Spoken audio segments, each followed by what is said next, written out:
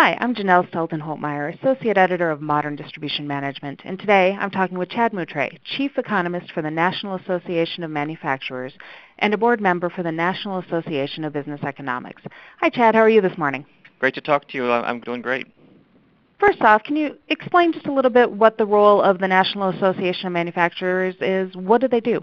Well, we represent the 12 million men and women who work in manufacturing in the United States and lobby on their behalf in terms of making sure that we're pushing policies in Washington that will allow them to grow. So we're looking obviously at tax policy, the regulatory environment, as well as making sure that we have qualified and attractive workers to be able to work in many of these facilities.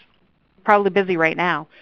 Extremely busy, obviously, with it being the election year and with so many people focused on the fiscal cliff coming later this year, as well as a slowing global economy. There's a lot of uncertainty, and certainly, as you said, we're keeping really busy.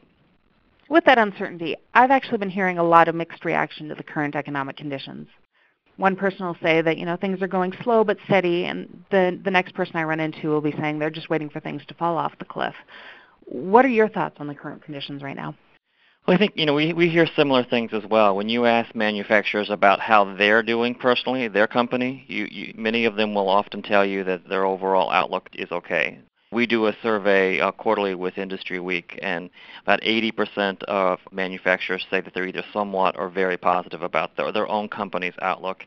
And yet, even in that number, there's still a little bit of tenuousness there. About 60% of them are really in that somewhat positive category.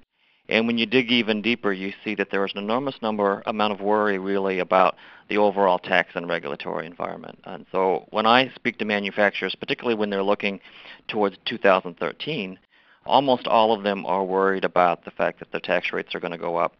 They're worried about the fact that the economy could slow next year as a result of the fiscal cliff.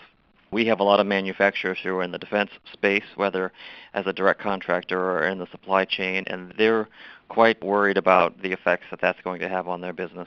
And I haven't even mentioned Europe yet. So there continues to be this level of anxiety out there. And in my view, it really is holding back growth. Many manufacturers that I've spoken with have said that they have slowed down the rate of investing in their business or hiring as a result of this uncertainty. So what is the data telling us? Where are we at with the economy right now? Are we still moving towards recovery? Are we slowing down? What are you seeing? Well, the economy is still growing, but it's growing very, very slowly. We saw 1.5% increase in GDP in the second quarter. Since then, I have argued that the overall economy, particularly as it relates to manufacturers, has been stuck in neutral. We're still moving, maybe gradually higher, and yet there's this doubt that's out there. The ISM numbers that came out a week or two ago showed that for the second month in a row, we had manufacturers contracting activity. I think the real worry there is that new orders were down, particularly new orders for exports. And I think that as you've seen slowness around the world as well as some of these doubts about the fiscal cliff, I think that there really has been a little bit of a sitting on the hands mentality, both on the part of consumers and businesses. And so, yes, we're still in recovery. Yes, we're still growing. But we're not growing as much as we would like, and I think that really, until we can address some of these uncertainties that are out there, I think we're going to continue to grow very modestly at best. Are there segments or sectors that are doing a little bit better than others? I think that the durable goods sectors typically are doing a lot better than the non-durable sectors. If you look not just in terms of output, but also in terms of employment growth, the sectors that have done the best over the last couple of years have been in that durable goods space. So that would be machinery, anything in the transportation space. So that's both aircraft as well as motor vehicles, metals, computers, etc. So you certainly have seen much stronger data as it relates to the durable goods sector.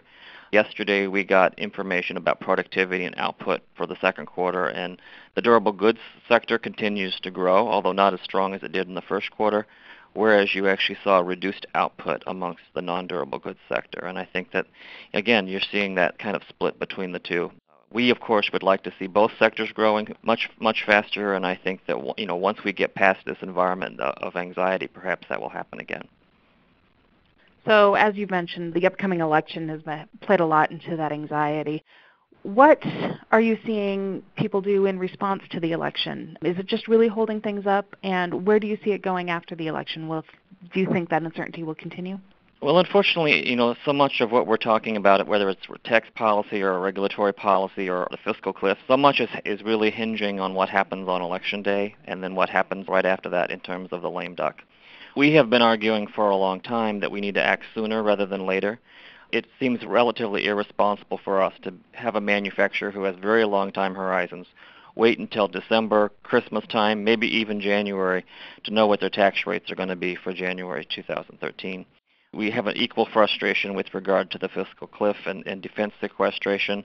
Many of our suppliers, as I said a second ago, they don't know where the cuts are going to come, and so they don't know who's going to have to be laid off or not, or what programs are going to have to be cut. So much really at this point is waiting for the election. We would hope that the President and Congress could come to some conclusion before then, but obviously politics being what they are, we are not hopeful for that. Are there specific issues that you'd like to see move forward? Well, I think that we would like to be able to push back defense sequestration if possible. I think that will have a very damaging effects on the overall economy, starting potentially now, but certainly leading up into 2013 and 2014. We did a study that came out a month or so ago that said that by 2014, as a result of sequestration, you'll see 1 million fewer jobs in the United States. That's certainly something we can't afford right now. And likewise, with the tax increases that are going to go into effect, that's going to be a $500 billion hit on the economy at the beginning of 2013. We'd like to see those addressed. Again, we're not hopeful that at least the tax part will be addressed before the election, but we're hopeful that as we get into next year, there'll be a larger conversation about comprehensive tax reform and strategies that can allow us to grow and get the economy moving again.